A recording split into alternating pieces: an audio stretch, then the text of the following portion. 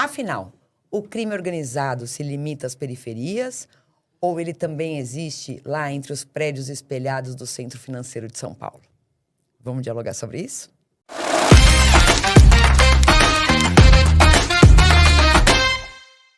Pessoal, estamos aqui hoje, dia especial. Oi, Rafa. Oi, Cris. Tudo bem? Tudo bem, e você? Muito bem. Eu não vou adiantar o nome. Não. Só tô cumprimentando você primeiro porque... Oi, Cris. E oi, Jana. Oi, Rafa. Oi, Cris. Tudo bem? A Jana já vem tantas vezes que ela, né? Será? Né? Que ela já tá aqui. Eu falei que eu ia vir, Ela falou mesmo. Então, assim, eu falei oi pro Rafa primeiro, porque dos quatro, Da bagunça, nóis, Rafa. gente. Jana, muito obrigada por você aceitar nosso convite de novo. Você sabe que quando a gente convida uma vez só, convidei por educação. Quando a gente convida várias, é porque a gente acha o máximo. Obrigada, viu? Eu que agradeço, gente. E hoje a gente tem um convidado mais especial, mais diferente. Nunca teve aqui. Espero que seja a primeira de muitas. Guilherme Gama. Eu vou chamar de Gui. O Guilherme é advogado criminalista, é professor universitário, ele é membro lá do Tribunal de Ética e Disciplina da OAB e é ex-policial civil. Então, a gente convidou ele para a gente falar desse tema aí, dessa fintech, PCC, investigação. Gui, obrigada por você ter aceito o nosso convite. Eu que agradeço. É uma honra muito grande para mim estar com colegas advogados criminalistas, professores da FECAF, membros do TED. Eu me sinto muito honrado e agradeço o convite. Imagina. E a gente jogou, né? Quando a gente convidou você, quando a gente falou, eu falei, vamos falar de, né? Tem aqui, você pode escolher. E na hora que você mandou, eu falei, você arrasou. Arrasou. E aí, eu quero te perguntar, tá? Antes da gente entrar, só pra gente esclarecer, né? Isso. Então, recentemente teve uma mega operação que envolveu Receita Federal, Polícia Federal, Ministério Público de São Paulo, Polícia Civil de São Paulo, e que tratou justamente de fazer uma investigação sobre o dinheiro do PCC, né? Então, quando a gente fala Centro Financeiro de São Paulo, a gente está falando das fintechs, dos fundos de investimento e do dinheiro, né, do PCC que está sendo, né, que, segundo a investigação, foi destinado para esses fundos de investimento numa operação de lavagem de dinheiro. É sobre isso que a gente vai falar hoje. E aí o Gui, policial civil, ex-policial civil. Então, Gui, eu quero o seguinte. Eu, como advogada criminalista a vida inteira, eu tenho uma visão sobre toda essa questão. Eu queria que você trouxesse pra gente o prisma do policial e como advogada criminalista. Como é que você enxerga essa mega operação? Enfim, ou esse tipo de criminalidade? Se você viu isso na época que você era policial civil? Conta pra gente. Sim, Cris, exatamente. Faz já algum tempo que eu venho falando que os crimes chamados do colarinho azul, eles estão acabando. Então, esses crimes que a gente verifica de rua, os chamados crimes de rua, crimes de sangue, eles têm uma tendência de diminuição drástica. Então, eu percebo que a criminalidade, principalmente das facções criminosas, elas estão migrando para os chamados crimes do colarinho branco. Então, é um fenômeno que eu venho observando e eu falo que, num prazo aí de 10 anos, não teremos mais roubos na rua, assim, porque, na verdade, sempre vai haver ali a questão do usuário de drogas, né, que compra para... rouba para sustentar seu vício, mas a tendência é ir diminuindo, passando ali para o cybercrime. Como a gente sabe que tem muitos cybers criminosos. Então, eu verifiquei estamos verificando, não só eu, essa migração da criminalidade. Inclusive, eu quero escrever um artigo, estou adiantando aqui para vocês, estou elaborando um artigo para falar do que eu denominei de criminalidade cigana, né? Então, existe essa migração dos crimes tradicionais para os crimes do colarinho branco. E o PCC acho que é um exemplo, assim, muito gráfico, né? Porque a gente, quando falava de PCC, sei lá, 10, 15 anos atrás, era aquela coisa de rebelião em presídio, e corta a cabeça, e sobe no telhado, e bota fogo e tal. E agora a gente está falando de, sei lá, 50 bilhões de reais que foram manuseados, né? Enfim, né? Lavados de uma certa forma, transacionados por meio de fintechs, por meio da Faria Lima, né? Dos fundos de investimento da Faria Lima. Quem que imaginou que a Faria Lima ia ter lá, ser cumprido mandado de busca e apreensão na Faria Lima do PCC? Exatamente, envolvendo uma correlação entre PCC e Faria Lima, algo inimaginável, né? Sendo que o PCC nasce, né, no início da década de 90 lá, por conta do massacre do Carandiru. Exatamente. E eu queria aproveitar para perguntar para o Guilherme, né, e para a Jana aqui também, claro, ela precisa se manifestar.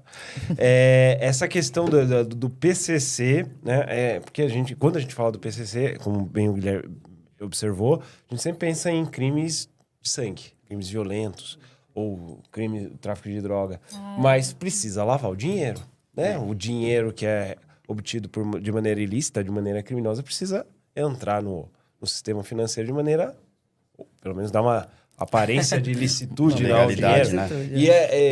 E como isso acontece envolvendo logo o principal cérebro, polo né? de investimento. O polo de investimento, o eixo financeiro do país que determina a tal mão invisível do mercado, né? Como isso acontece e o PCC consegue se filtrar na Faria Lima? Se é que a gente tem uma resposta para isso. Essa é uma boa provocação. Porque quando a gente estava pensando em lavagem de dinheiro, vinham aquelas ideias clássicas. Já uma lavanderia, que foi como tudo começou, né? Depois com postos de gasolina, que também é bem comum. E aí a gente se surpreende com lavagem de dinheiro em estruturas super organizadas e de difícil compreensão, né? A gente tem investimento em criptomoeda, fundo de investimento, que são mais estratégicos, são mais complexos. Isso dificulta, inclusive, a investigação. Primeiro que você precisa de quebra de sigilo, precisa compreender a estrutura daquele investimento, daquele fundo, como funciona, quais são os percentuais de resultado. São vários fatores que dificultam. Primeiro, encontrar. Segundo, entender. E terceiro, estruturar uma acusação. Contra quem também, né? Contra quem, exatamente, porque também é mais fácil mapear, né? Principalmente quando tem investimento vindo de conta de fora do país. E aí a investigação assume níveis de complexidade estratosféricos. O que você acha disso, Gama?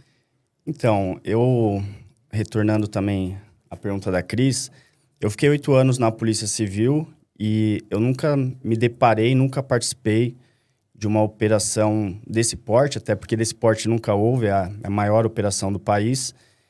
E esses crimes, esse tipo de criminalidade, a gente verifica que na polícia é muito mais difícil ter inquéritos apurando esses delitos, como lavagem de dinheiro, crime contra a ordem econômica, crime contra a economia popular.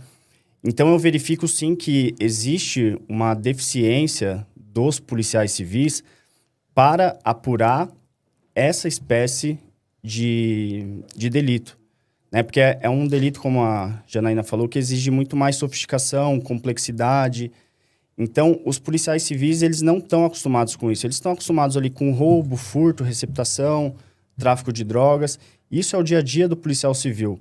Tanto que hoje nós temos a divisão de crimes cibernéticos e a maioria desses crimes de lavagem de dinheiro estão sendo com ativos virtuais e que hoje essa delegacia, essa divisão está dentro da estrutura do DEIC, né? Só que tamanha é a proporção que estão tomando esses delitos que vai ser criado um departamento à parte só para a divisão de crimes cibernéticos. Então, hoje em dia, tudo se dá praticamente no contexto virtual. Então, está se aumentando e a gente precisa de policiais mais capacitados para esse tipo de delito. Então, e isso começa no processo seletivo, no edital do concurso. É o que eu falo, a Polícia Federal, ela cresceu muito porque a prova dela da Polícia Federal, gente da Polícia Federal, você tem que ser praticamente um hacker. Você tem que conhecer de tecnologia da informação, engenharia social, e é isso que a Polícia Civil também precisa. Precisa, né? Essa especialização, acho que até mais do que o edital, né? O antes da prova, lógico, você vai exigir daquela pessoa que ela tenha as ferramentas. Mas o treinamento. Porque, de fato, às vezes a gente vê umas investigações, né, da Polícia Civil Estadual Porque também é uma questão também de atribuição, né, Gui? Quando você fala em crime contra o sistema financeiro nacional, não é atribuição da Polícia Civil Estadual, é atribuição da Polícia Federal. Sim. Mas você tem lavagem de dinheiro em decorrência de crimes que são da competência da Justiça Estadual. E o que eu vejo nessas investigações é que a lavagem de dinheiro, bota lá, porque ganhou dinheiro... Então não deve ter lavado. Então, ganhou dinheiro, usou dinheiro para comprar um Usou carro, dinheiro pra pagar, lavou dinheiro. Existe uma banalização do crime conceito de lavagem de dinheiro. A Lei 9.613 da lavagem, ela teve uma alteração substancial em 2012, porque até então existe a questão do jogo do bicho no Rio de Janeiro, onde era lavado dinheiro, só que ninguém conseguia prender os bicheiros pelo crime, pela contravenção penal, na verdade, né? Então, a lavagem de dinheiro, ela exige uma infração penal antecedente. Só que antes a infração penal era só o crime. Isso. Agora é contravenção, é crime, é qualquer delito. E aí banalizaram mesmo, né? Qualquer coisa que você obtenha qualquer delito que você obtenha uma vantagem financeira, bem comum que se ponha lá, Outro dia, eu tenho alguns clientes que respondem por lavagem de dinheiro. Eu falo, ele não sabe nem o que é lavagem de dinheiro, ele está respondendo por lavagem de dinheiro. Então, a gente acredita que acredita erroneamente que essa criminalidade econômica é praticada por pessoas de alto nível social, quando, na verdade, as denúncias estão sendo feitas contra pessoas carentes que não entendem a complexidade de uma lavagem de dinheiro. Aí, uma das denúncias eu verifiquei que, assim, o cara escondeu 50 mil reais no guarda-roupa. Existem 2 verbos na lavagem de dinheiro, dissimular e ocultar. Ele ocultou. Isso é lavagem? Não. Né? Porque, né? Foi denunciado por lavagem, entendeu? Eu sei. Banalizaram mesmo e para mim, né, na minha visão, tá? Acho que é um pouco complicado porque o próprio tipo penal da lavagem de dinheiro, ele também não é tão claro, né? Sim. Então, assim, a gente tem que fazer uma interpretação bastante aprofundada para você identificar exatamente o que é a lavagem de dinheiro. E o que é mero exaurimento, né? Exatamente, né? Porque assim, eu vou roubar um carro ou eu vou roubar um dinheiro, eu roubo o dinheiro e depois... Para usufruir, né? Para usufruir. Então, agora eu vou lavar dinheiro, óbvio, né? Então, todo crime patrimonial. Mas existe essa dificuldade, a gente que dá aula disso, a gente que tenta explicar, fica mesmo difícil. E, obviamente, que se eu não tenho uma coisa muito taxativa, muito específica e objetiva, tende-se a ser utilizado de forma banal mesmo, né? Em qualquer crime. Agora, se é que a gente pode usar como exemplo uma estrutura para lavar o dinheiro em todas as suas fases, foi essa né, o que se desvendou a partir dessas operações. Porque, veja, desde o setor produtivo até o setor portuário, né? Numa cadeia... Gigantesca. Uma cadeia gigantesca. E aí esse dinheiro... importação de derivados do petróleo, né? O metanol. Isso. Sim, e a produção de metanol para a adulteração de gasolina. Sim. É muito surreal, identificaram né? 1.000 postos de combustíveis. Provavelmente a gente já abasteceu em algum desses postos. 1.000 certamente. postos é muita coisa, né? Certamente 1.000 a gente parou postos. o carro. E aí parece que o percentual permitido pela Agência Nacional do Petróleo de metanol no combustível é 5%. Em alguns postos foi identificado 90% de metanol. Isso corrói as peças do carro, acaba com as peças do carro.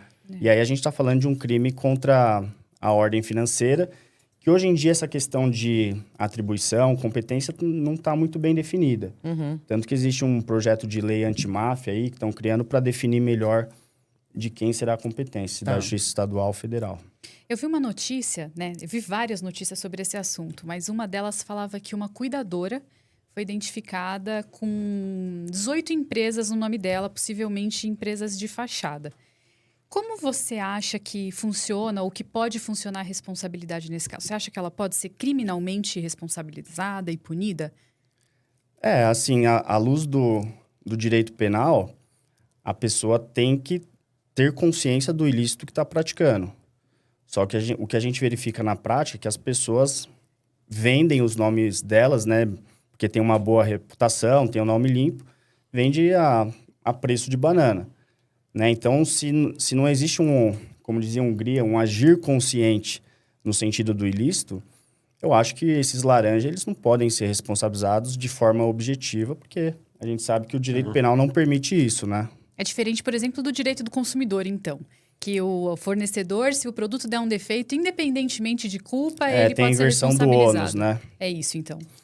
Mas a gente verifica isso no direito penal também, principalmente no crime de lavagem, onde existe já essa inversão do ônus, que é você que tem que provar o lastro financeiro, a origem ilícita do bem, direitos ou valores. Eu quero falar. Então, mas assim, para mim é um retrocesso, porque o Estado, quando não consegue apurar esses crimes, ele reconhece a ineficiência dele, a incompetência dele, e passa a usar uma técnica legislativa que é contrária aos primados mais básicos ali do direito penal. É verdade. Cris, Era isso que eu ia falar. E assim, no direito penal, o princípio da culpabilidade no direito penal, ele é estrutural. Você dizer que, olha, eu só posso ser punido se tiver demonstrado que eu tinha o interesse na prática do crime, eu tinha vontade dirigida para obter o resultado da prática do crime. Isso é dolo. E não vou nem entrar nos delitos culposos, mas isso é dolo. Sim. E aí, o que acontece? A verdade é que a criminalidade, né? Também não é uma expressão que eu gosto muito de usar, mas a criminalidade se desenvolveu no sentido tecnológico. Cada vez mais sofisticada. Se estruturou e foi ficando cada vez mais sofisticada. E aí, o Estado, ao invés de investir na mesma sofisticação para conseguir investigar e encontrar os autores, encontrar efetivamente os responsáveis pela prática de um crime, a gente flexibiliza as normas estruturais do direito penal e isso é assustador, né? É assustador, porque inaceitável. a partir do momento que você começa a flexibilizar, amanhã você está flexibilizando qualquer e nós, coisa. como advogados, a gente acaba tendo que produzir a chamada prova diabólica. Né? A gente que tem que provar a inocência do cliente, não o Estado provar que ele é culpado. Então, exatamente. Então, assim, ó... É uma lógica irracional. Irracional. Lógico que... E pro senso comum, isso cola muito, né? Fala assim, você vendeu seu nome? Pra que você vai vender seu... mais Quem precisa fácil. comprar nome, vai comprar nome pra fazer uma coisa lícita? Então, você devia ter imaginado. Assim, você tem toda a razão. Eu deveria ter imaginado. Mas o direito penal não pune o não deveria punir, né? Mas, assim, não é isso que o direito penal pune. Não é o deveria ter imaginado. É eu sei e quero. Né? Eu sei e quero. Aí, como a gente não consegue... laranja. Então, quem é o responsável? Putz, eu não estou muito bem estruturado para descobrir essa parte aí. Então, vamos flexibilizar. Vamos flexibilizar Esse e a gente pune a cuidadora. O Guilherme, que foi policial, ele deve ter vivenciado essa estrutura, porque é o seguinte, o crime organizado, né? A gente está falando de crime organizado aqui, ele evolui e se sofistica de uma determinada maneira, e os órgãos de persecução penal não conseguem acompanhar, né? A polícia especialmente, e acaba desmotivando o policial, na verdade. Porque ele enfrenta lá uma realidade que ele não consegue apurar adequadamente, por falta de recursos também. É claro que a gente está falando aqui de situações em que há policiais que não... que são da banda podre, né? Mas tem muita gente séria na polícia que trabalha sério. E por conta dessa falta de recursos para trabalhar, aí surge o milagreiro de plantão. Quem é o milagreiro de plantão? Quem o é o legislador. É o legislador. Então eu vou resolver esse porque problema. é mais barato. É mais barato. É barato e é vantajoso para ele, porque ele muda a lei penal, ganha votos com isso. Né? É populismo penal, né? Exatamente. E você resolve com uma canetada. Resolveu com a canetada? É que eu falo isso para os meus alunos. Resolve o problema de segurança pública no Brasil com canetada? Não. Mudando a lei? Não resolve. E aí faz o ciclo. É o caso da fraude eletrônica, né? O legislador aumentou a pena para 4 a 8 anos, exatamente. O estelionato tornou-se qualificado. Em contrapartida, o crime continua crescendo. Então ninguém fala assim, abre o Código Penal, agora aumentou, não vou mais praticar fraude eletrônica. Isso não acontece. É o que chamam de prevenção geral positiva para reafirmar o ordenamento jurídico, mas na prática não funciona, né? Não funciona. Claro que não. Não funciona, ninguém vai deixar de praticar um crime porque a pena dobrou. Porque agora a conduta é qualificada. Não, pratica justamente por pensar assim, não vou me pegar. Exato. Não vou me pegar, porque eu vou receber esse Pix aqui falando que eu sou a filha do fulano, e aí eu vou transferir para uma fintech, e aí eu vou transferir para não sei aonde, vai ser tão rápido que eu sei que isso pode... A chance de eu não ser localizado com esse dinheiro ao final é tão grande que ainda continua valendo a pena. Exatamente. Não, isso que você está Essa que é a falando, ideia. Cris, da fintech, a gente percebe que o crime organizado sempre está um passo à frente do Estado. Sim. Então, assim, eles usaram as redes de fintechs, né, que são instituições ali de pagamento, mas não são instituições bancárias, para lavar o dinheiro, porque essas fintechs, elas não têm a obrigação de comunicar determinadas transações como tem as instituições bancárias. Então, a gente percebe que existe um vácuo normativo onde o crime organizado se prevalece disso.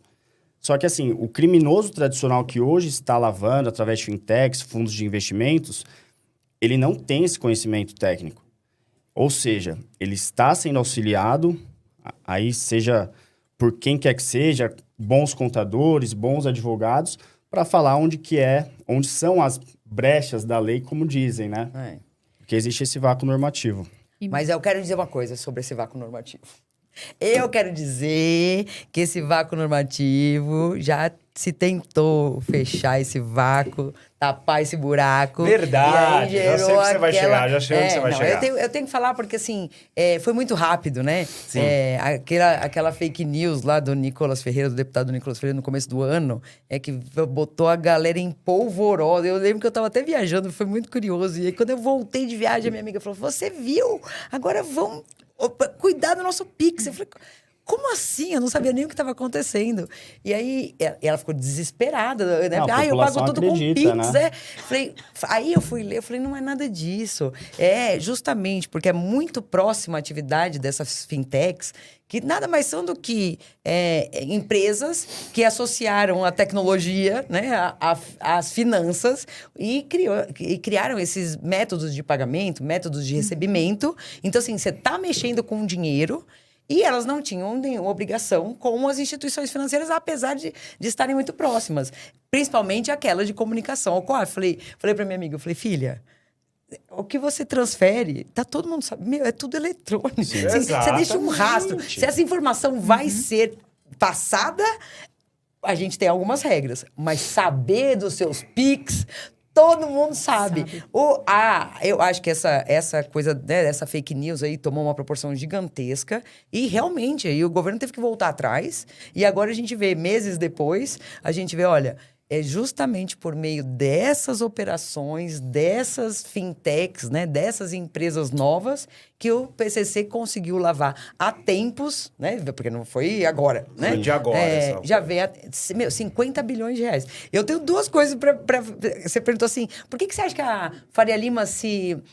como que o PCC se colocou dentro da Faria São Lima? cifras estratosféricas, assim, Não. né? A gente tá falando 50...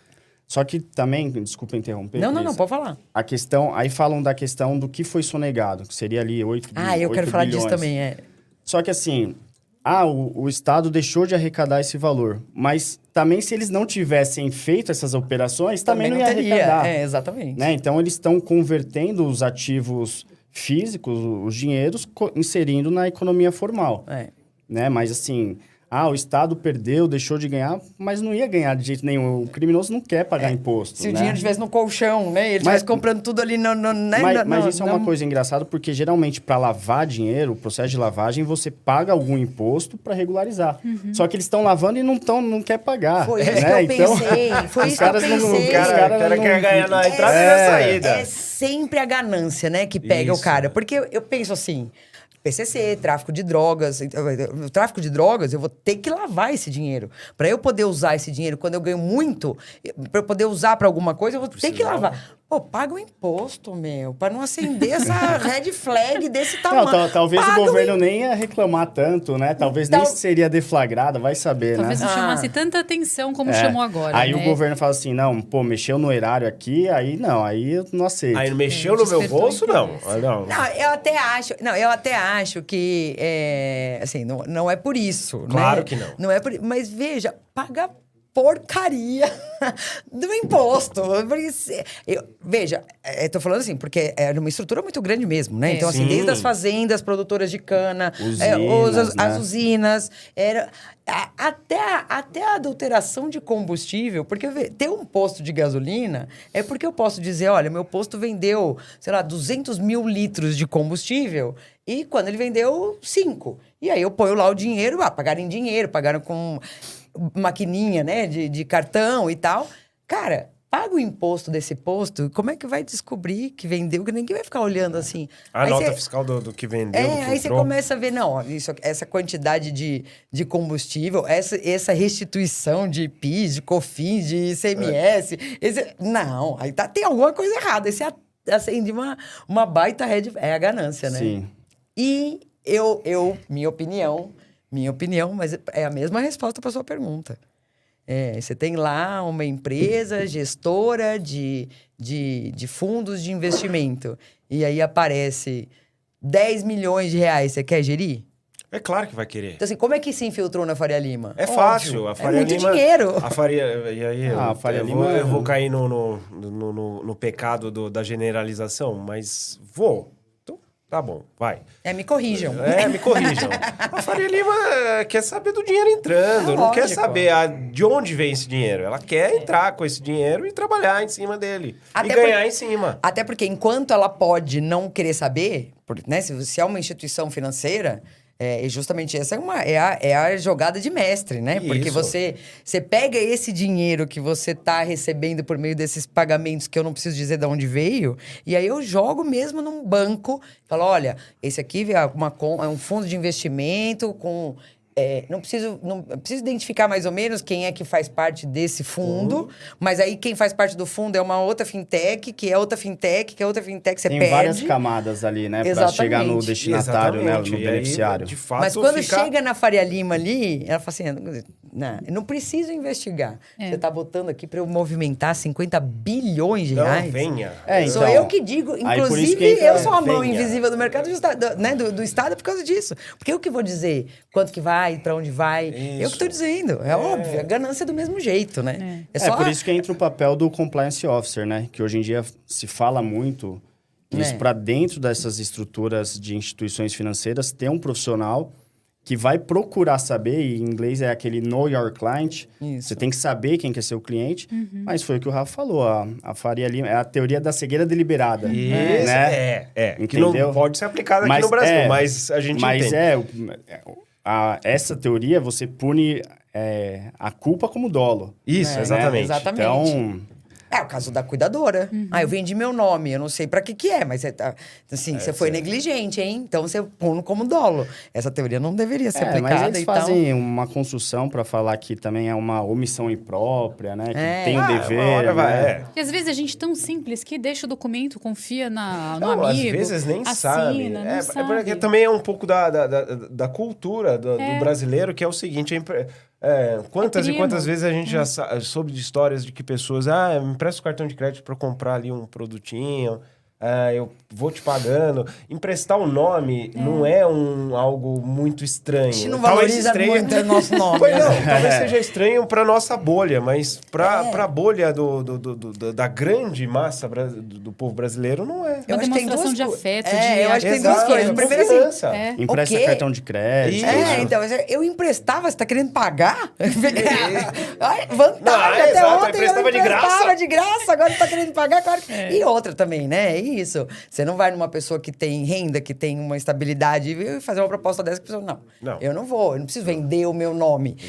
Agora, dependendo de quem você coloca lá, né? E assim, é óbvio, a pessoa vai aceitar. Claro. Porque o a gente problema sabe é que quanto custa pra ganhar dinheiro, né? Só meu nome? As investigações, elas dificilmente passam dessa primeira camada do laranja, né? Até porque esses criminosos que buscam lavar dinheiro através dessas pessoas ou cometer crimes através desses laranjas, eles não permitem que essas pessoas saibam quem são eles. Então, um verdadeiro criminoso, ele tem várias camadas até chegar nele. Sim. Né? E quem está ali na ponta da lança jamais sabe quem é sequer o segundo. Imagina o último escalão ali. Interessante. É. Não, gente, o que eu acho é assim... é muito engenhoso, né? Temos que dar a mão palmatória, né? É muito engenhoso. É. O negócio é, assim, uma estrutura realmente que tomou proporção. A gente não tem... Eu penso que ninguém tem a dimensão do que é o PCC hoje no mundo. Assim, não se sabe. Talvez seja... Não se sabe. Eu acho que dá para nominar como uma das maiores organizações criminosas do planeta, né? Em alcance, em número de pessoas integrantes, enfim. Deve ser... Não, eu também acho, assim. E Mas pela o quantidade PCC de dinheiro, pela quantidade de dinheiro movimentada, eu penso, isso tem... Isso deve, Não, tem, e isso são tem, várias camadas. Aí a gente pega o PCC na sua origem e como hoje funciona os presídios, os CDPs, em São Paulo especialmente, né? É um nível de organização, porque não há vácuo de poder, gente. Não há vácuo de poder. Se o Estado não atua e atua só de maneira superficial dentro dos presídios, lá dentro alguém vai organizar aquele Sempre vai ter uma espaço. liderança, né? Sempre vai ter uma liderança. E o Estado deixou a liderança na mão dos presos. E os presos se organizaram. Exatamente. Então, a gente eu não vejo mais, pelo menos eu não desconheço alguma notícia de, por exemplo, estupro dentro dos presídios. A gente não ouve mais falar disso. Mas agora tem dois fenômenos com essa inserção, essa hibridização, que alguma parte já estão escrevendo artigos sobre isso, da inserção do PCC na Faria Lima, nos crimes econômicos. O primeiro fenômeno que eles vão ter que lidar, porque assim, existem os membros dessa organização criminosa, dessa facção, existem os simpatizantes ali, chamados de companheiros, e existe agora esse núcleo de contadores, advogados, economistas, auxiliando, que seriam associados. Esse novo integrante ali da estrutura, ele não está acostumado com cadeia. Ele não está acostumado com cela. Ele não está acostumado com as masmorras de uma prisão. Então, o PCC vai começar a lidar com delações premiadas, colaboração premiada, acordo de leniência e por aí vai. Coisa que, tradicionalmente, essa questão de caguetagem, eles não seguem por essa linha. Sim. Só que quando a polícia, o Ministério Público, chegar nessas pessoas desse núcleo mais do direito penal econômico, eles vão abrir o bico. E aí o PCC vai ter que aprender a lidar com isso, que até então era algo desconhecido. Eu acho que eles já sabem. Eu acho que eles já sabem como lidar. Eu também. Né? Porque, o que eu quero dizer assim, quando você trata só de uma criminalidade econômica ou política e tal, né? Uma delação premiada, você fala, vou delatar, não vou me matar, né? Mas exato, porque é raro ter reflexos esses que a gente chama de crime de sangue, né? Mas o PCC... então, bom, a ver, né? A ver. Não, mas aquele Vinícius Gritzbach, ele é o... né? Ele reflete muito isso. Sim. Que ele não é um criminoso tradicional ali, da quebrada, da comunidade. E aí ele... Tanto é que a hora que ele correu o risco de ser preso, ele abriu o bico e caguetou, né? Como mas aí dizem, o cara cagueta todo mundo. Só que olha... Mas Quem que vai proteger? Quem que vai te proteger se você cagueta até o Chapolin Colorado? Não tem ninguém pra te proteger, né? Aí a gente a gente sabe que existe né? programa de proteção à testemunha, mas esses caras sabem de tudo. Não tem. Eles sabem de tudo. Porque a PCC atingiu um nível de sofisticação que tem gente dentro do sistema, né? Então, era até isso, quando você estava falando, né, das ramificações, e é nesse sentido que eu quero dizer, não só ultrapassando fronteiras, mas dentro de estruturas de poder mesmo, né? Cooptação de agentes, né? Cooptação de agentes e, assim, eu não preciso pegar um juiz, eu posso formar um juiz, né? E essa operação Carbono, ela teve vazamentos ali, né? Antes da deflagração. Até porque envolve muita centenas, gente, milhares né? de funcionários públicos, alguém vaza a informação, claro. né? É isso. Mas também nessa criminalidade econômica, a gente sabe que tudo acabava em pizza. Por exemplo, crimes contra a ordem tributária. Pagou, extinguiu a punibilidade. Agora que o PCC está se inserindo, eles estão recrudescendo a pena, tem o projeto de lei antimáfia, para não ser assim, não. Então, o crime econômico, ele já existe há algum tempo, mas sempre tinha essa questão de despenalização. Agora, com a inserção da facção, com certeza as penas serão mais graves e eles querem prisão, né? Então, mas aí a gente volta para aquele mesmo lugar da onde a gente partiu, né? Que é, isso adianta? Né? Não. Isso adianta? Eu pensei que você vai falar, não, agora eu vou tomar jeito. Agora pagar o imposto não vai resolver, então agora eu vou... Não, eu, pelo menos, né? Eu penso que essa medida é uma medida... E foi exatamente o que aconteceu. Esse projeto de lei foi aprovado a gente, né? Na data que a gente está gravando, ele está sendo encaminhado para a Câmara. Não sei se foi esse ou se é um outro que eu vi. Acho que é. Eu acho que já... Não, acho que você está falando de um outro que foi para o Senado, agora vai para a Câmara. Mas é das fintechs esse daí, eu acho que você está falando. Pode ser. E aí, se eu estiver confusa... Mas mesmo assim, né? Aconteceu o tempo muito recente e, qual é a primeira resposta? Direito penal, né? Sim. É direito penal. Quando deveria ser a última, né? É o que a gente ensina na faculdade, né? É isso. Agora que essas novas tecnologias, né? E esse argumento de que, não dá pra gente... para a gente estipular as mesmas regras que a gente estipula para as instituições financeiras mais formais, as originais, as tradicionais. Né? Não dá para a gente exigir o mesmo grau de normativas, de obrigações acessórias, porque senão você impede a inovação, a tecnologia. Isso eu achei... é um discursinho muito conveniente. Muito conveniente, né? E eu acredito assim, quando não... Hoje eles estão se inserindo na economia formal. Mas nada impede que... vamos criar normativas para preencher esse vácuo normativo. Eles criarem uma moeda paralela, como já tem, né? Então, hoje em dia... não quero mais real. Tem um criptoativo, não sei das quantas, e me paga com ele. Que não é rastreável. Super escuro, difícil de rastrear, E aí você... de identificar. Então, eles sempre vão estar se reinventando. É realmente um problema muito complexo para ser resolvido. Mas eu acho que E aí até para um outro tema de um outro episódio, mas vou falar o que eu acho. Eu acho que a alegação de que a regulamentação estatal ela é prejudicial ao avanço tecnológico, tem gerado muito mais problemas do que soluções, né? Do que soluções. Né? Então, assim, tem um monte de banco digital, esses bancos de pagamento, de recebimento, tem um monte, é incontável. Não, a gente não vai atrapalhar, a gente não vai atrapalhar a inovação tecnológica. E olha aí. Aí você fala, sei lá, regulamentação de rede social.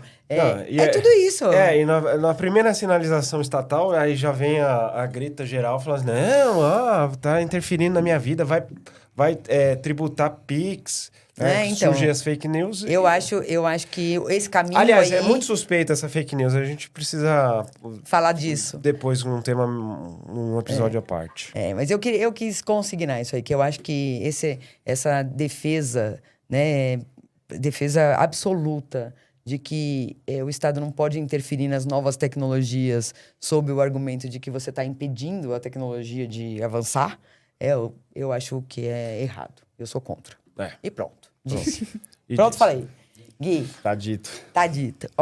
Obrigada por você ter vindo. Muito obrigada. Agradeço. Essa conversa foi ótima. Eu acho que vai ter muitas outras operações. E a gente, a gente vai te chamar outras vezes. Obrigada por você ter vindo. Agradeço. Olha, não vou abrir. Você leva assim guardadinho. Mas se você adivinhar o que é... Tá difícil essa, hein?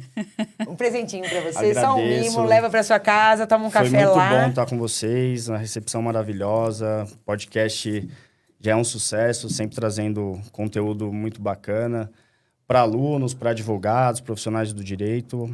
As discussões aqui, os debates são sempre... os diálogos são sempre muito relevantes e atuais. Obrigado, Guilherme. Obrigada. Gostei. Valeu. Obrigada, gente. Pessoal, tchau, até gente. a próxima. Tchau. Tchauzinho.